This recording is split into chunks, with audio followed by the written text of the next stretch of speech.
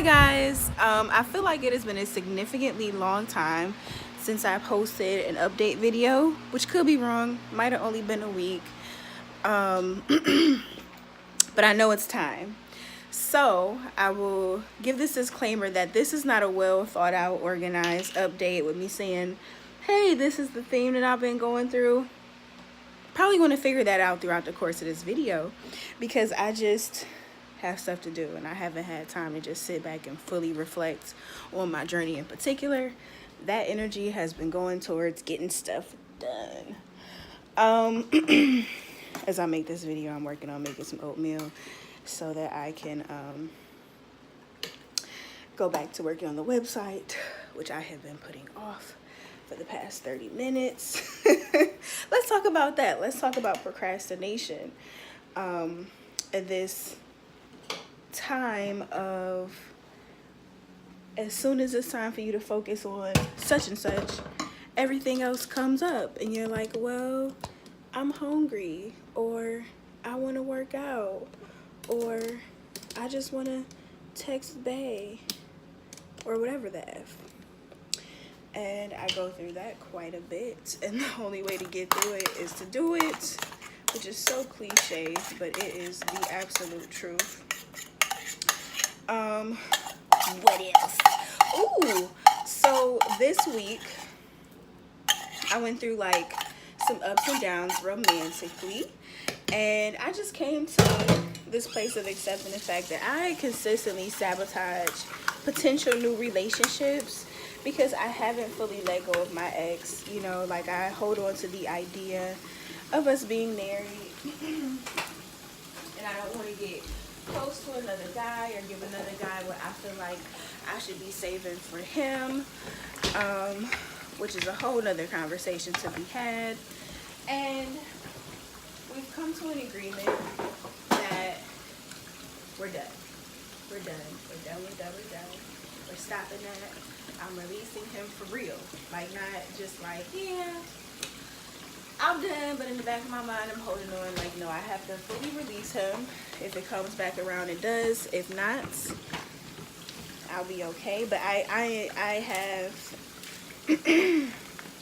to rebuild myself and fully close that door as if I'm not holding on and not leaving any room for him to easily come back in. Because what happens is I might talk to other people, I might date other people, but there are strong boundaries between myself and those other guys that I just have been unwilling to break down because I don't want to get too attached or let them get too close or let them get too attached, because I, in my head, felt like I would be with my ex at the end of the day.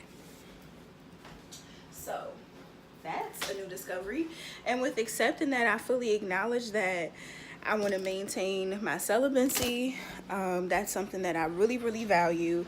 Keeps me really close to God. It keeps me refreshed on a spiritual level, on an energetic level. It helps me keep things in perspective when dating. And it just makes it easier to really get to know somebody as opposed to those lust-based feelings. So that's that. I accept, and I'm working on this, I am accepting that celibacy is a part of my self-care regimen.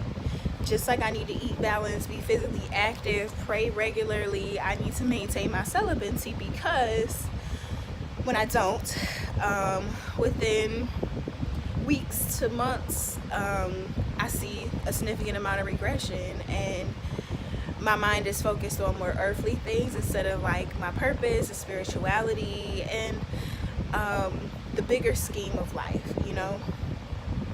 So that's that. What else? Oh, releasing people. I have been so healthy in my relationships as of lately. I got to a pretty dark spot in a significant relationship, and this is not dealing with my ex, this is someone else, and I love this person dearly, but we just cannot go forward. I do not fully accept that person for who they are.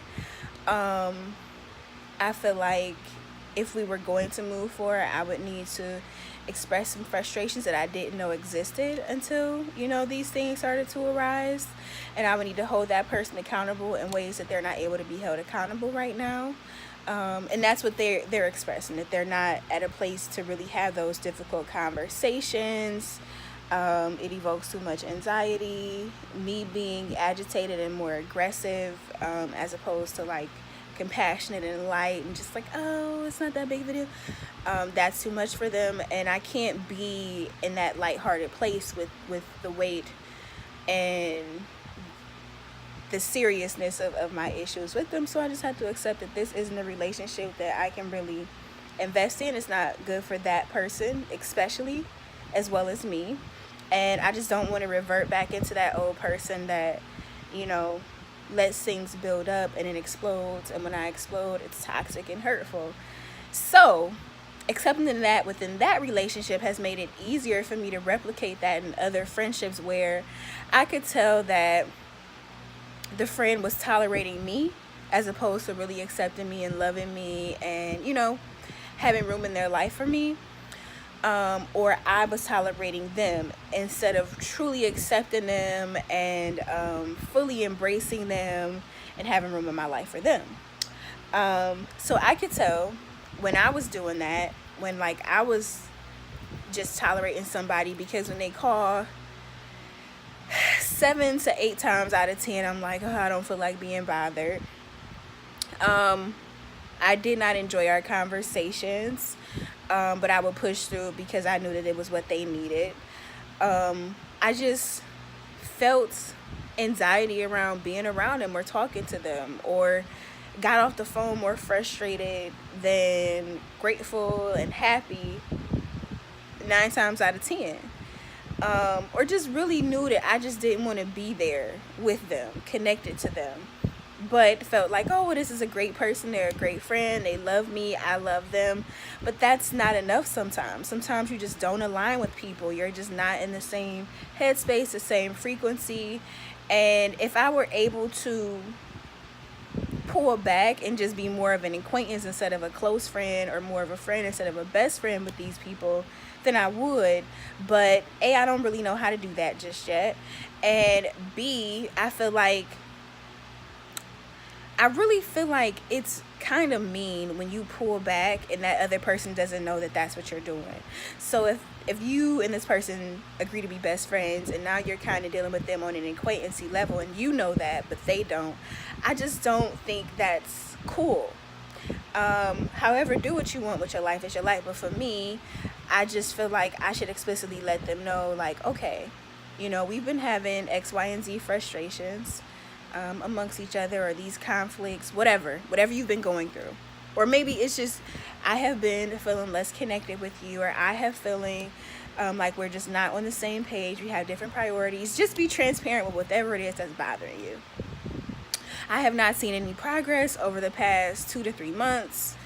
And I'm just at this breaking point of like, okay, we can agree to move forward and improve it in these ways. Or I might have to just, it's always love, but not be as close with you, yeah. And I'd rather have that conversation in a collaborative way, meaning hopefully you could express some of the things that's concerning you and answer their questions. They can express some of the things that's concerning them and answer your questions, and then you guys could collaborate together. But what I've been seeing in these relationships is that to the other person there's no problem, everything is just fine and dandy, and I'm tripping. So it does have to be centered on the things that I'm concerned with instead of what they also are struggling with. And it's funny because in each case they have in different ways indicated having agitations, but they do it in a more explosive way, or a passive aggressive way, which can be explosive. What I'm saying is, when everything is good, but through sarcasms and jokes they'll hit below the belt, and I'll feel it in my spirit like, it's something to this. So when I feel comfortable, when I prepared myself to have that conversation, I'll be like, hey, the other day you said blase, what was that about? Always, oh, it was just a joke, it didn't mean anything, you take things too seriously. Never an acknowledgement of like, yeah, that's something that bothers me. But when that's a repetitive thing, when this person continuously tells me how they feel about me through a joke or through sarcasm, or when I'm down, just like beating me down further instead of like helping me up, it's clear that you don't really like me. And that's okay, because I can also acknowledge that I have been in friendships where I stopped liking that other person. They just irritated me a lot. I I couldn't get with it, and we just outgrew each other. And I think that acknowledging that I outgrew somebody and releasing them, or that they outgrew me and they're releasing me, or I'm releasing them since they won't release me because they won't acknowledge that they feel like they outgrew me, or this is no longer something that benefits them or that they enjoy. Rather be released or release than to be in this toxic situation where we go back and forth and we hurt each other, because I think the whole passive aggressive statements is just a starting point. It eventually grows into outright attacking you, which got to that point with a certain person. I was really sad about some mistakes that I was making, and instead of this individual just supporting me or affirming, yeah, you made this mistake, it was like they just wanted to keep going, like keep making me feel worse and worse, regardless of the fact that I was just trying to seek clarity. I was seeking counsel, looking for compassion. It felt like a level of hatred towards me. And that was just like a breaking point for me, because I'm like, I've been through this multiple times in multiple relationships, and now I want to fight. Now I want to cut you with my words. And that isn't loving. That isn't of God. That isn't of light. That isn't any form of compassion. That's just me being this hurt person hurting you. So I decided to let it go. And if I were to stay, then it would be like we both attack each other. Then we'll come back and apologize and have this period of being really peaceful. But when a similar issue arises, we both attack each other. And then that's how you develop that relationship. And it gets more and more ugly. After a while, that's when you and this friend or those types of friends talk stuff about each other to other people. Your problems are not just your problems. It's a community problem. Other people get involved because whoever you vent to and they vent to now feel the need to pick a side or add in their opinions, and that is just not beneficial. And it's like a waste of energy for everybody, because you can hold on to the fact that you love them and you want the best for them and set that bird free, and be set free yourself, because it's like you're not married. And if you were married, that's when you would seek either spiritual or clinical advice. You know what I'm saying? That's when you pray deeper. That's when you acknowledge your issues as a team. But if you're not in that place within your friendship to break those barriers and boundaries and heal together and get closer and more transparent about your issues and what you need, let it go. Let it go. And I am really learning to accept that in a lot of situations, people cannot acknowledge their frustrations with you. They cannot acknowledge that, hey, in the beginning, I agreed to blase, but that no longer works for me. I'm burnt out with that. It's draining me. It's hard. And I want to meet your needs. I don't want to reject you. I don't want to tell you no, because I'm a helper and I need to help you, but I can't. People cannot acknowledge their limitations as humans. And I think that's why we fight harder, but then we all of a sudden throw people away when they need us too much because we couldn't acknowledge our limitations. We get checkpoints. We get that, oh, here this person calling me and I'm irritated. I don't even want to answer. That's a sign. We get the, every time I hang up the phone, I feel depleted of energy with this person. That's a sign. We get the, you look at them and you just irritated. That is a sign. We get the, but I love them. That is a sign. Like, these are all multiple checkpoints. So like, you can't give it, and you have to let that person know, but you have to admit it to yourself first. And that's hard, because like, we think we little gods walking around, and we're not. Like, we are of God. We are made of him, but we need him to replenish us. And another thing, if you want to help, if you want to love, if you want to rebuild, if you want to support, you also have to seek counsel and help from God for that, because that might not be the role you meant to play in that person's life. And if it is, you have to get the tools and the ability and the support to sustain that role through him, just like with any other goal you have.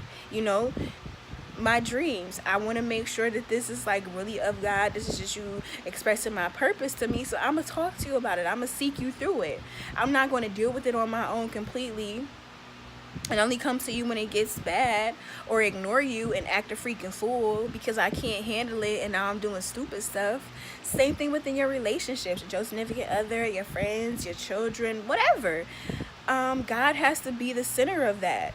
And when you get to that heavy, angry, burnt out place, a lot of times you're in your lower energy, you're in your darkness, you're in your shadow. And oh snap, I got yoga.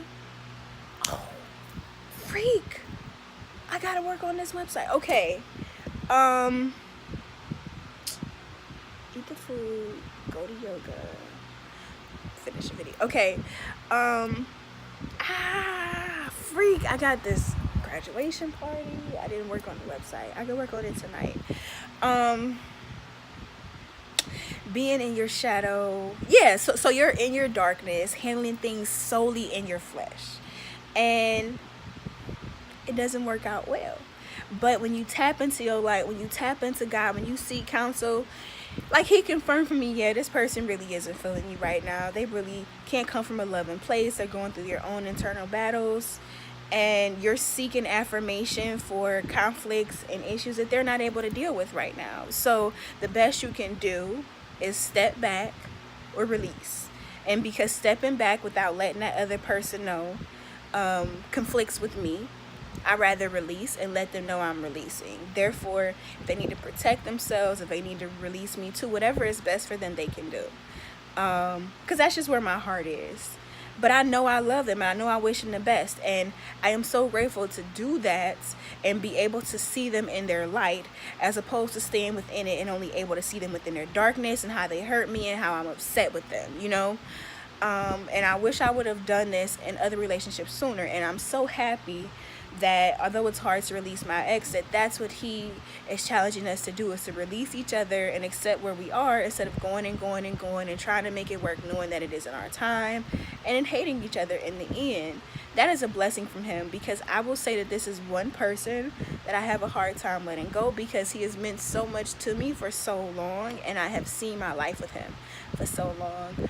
But I need to be free in this way, and I need to let him be free, because being a young adult with a lot of adversity ahead of you and great dreams and great visions, while having to build up other people, is a lot, especially when those people come as a significant other, because that's a choice you're making, and that's a compromise and a sacrifice you don't have to invest in, but you've chosen to. And that's what leads to a lot of people getting into that mid 30s to early 40s mark, releasing them, because it's like, I'm done, I'm tired, I've invested too much, I have limited myself too much, and I resent you, and I resent this, and this isn't even what I wanted for my life.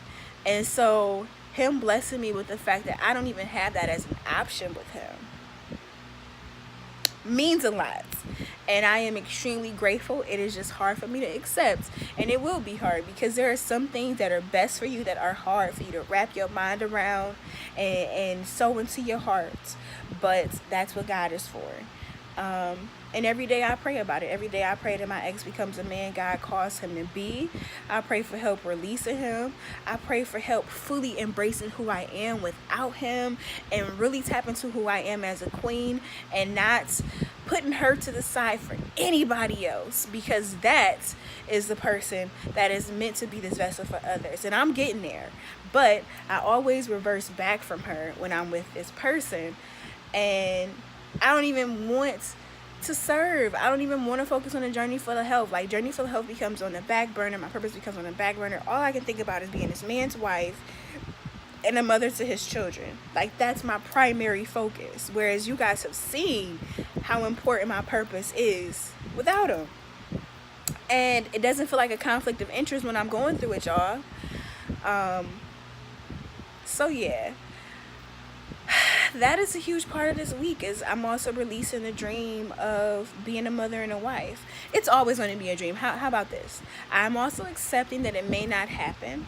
I'm accepting that it may not happen when I want it to. And I'm doing that because it gives me peace. I'm doing that because I see in myself and so many young women that we are so desperate to tap into that dream of being a wife and a mother or some man's girlfriend that as soon as we get a prospect, not even someone that has given a great proposal that we want to make a contractual agreement with, but just a prospect, somebody that seems to may have the potential to be that, we are all in.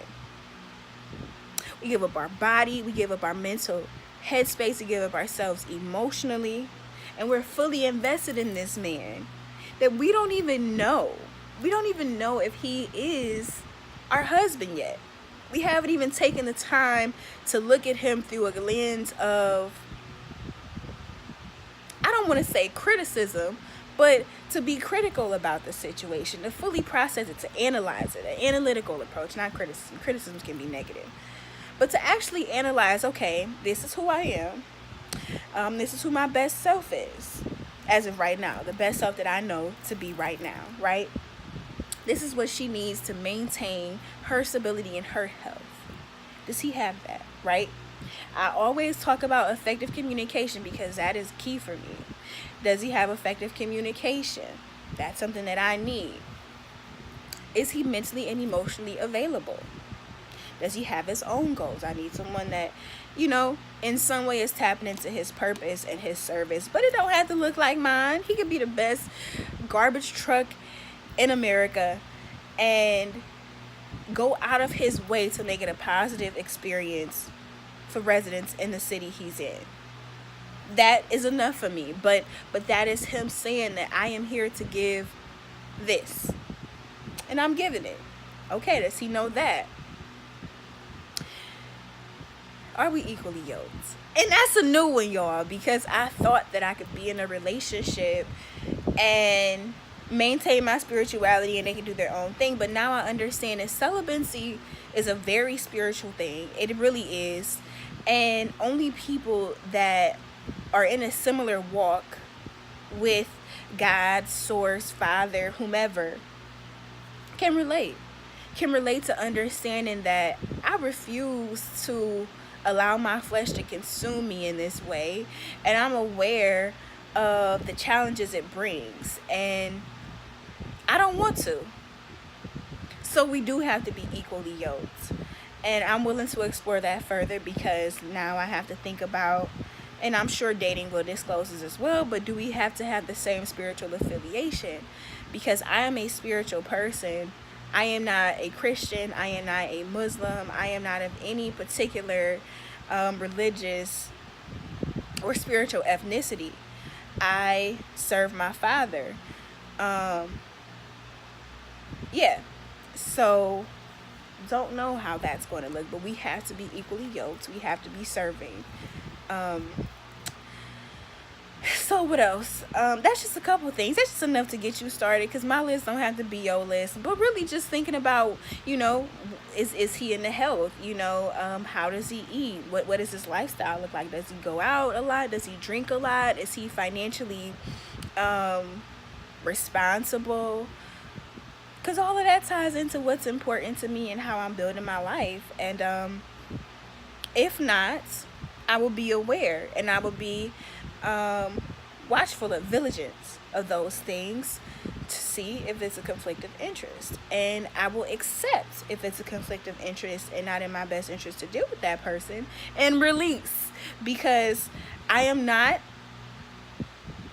consumed in the expectation of like, oh my goodness, this is James and James has potential and now I'm going to be with James, or this is Robert and Robert has potential and now I'm going to be with Robert, and so I'm not going to even look at him critically and analyze who he is and what he does and if it aligns with who I am and what's best for me, because I'm just so happy that Robert or James or Billy Bob or whoever it's here. I'm so happy, so I'm just going to jump all the way in and not think about it, and then 2 to 6 years later realize this is a shit show of a relationship and my best self has died somewhere because I have not been nourishing her, and I've been consumed with Robert, James, Billy Bob, whatever, his lifestyle, because that is what happens also as women. You know, you have to be critical or analytical in the beginning, and realistic, because whatever this man is and brings will be at the forefront in your life. Men do not take on the lifestyle, ideologies, philosophy, practices of their women. We take on theirs. And so, if this is a frugal man, if this is a chaotic man, if this is a Muslim man, you will practice that. Your children will practice that, right? So let's be real about that in the forefront. If this is a man who's consumed in his lust and handles his emotions through sex, guess what?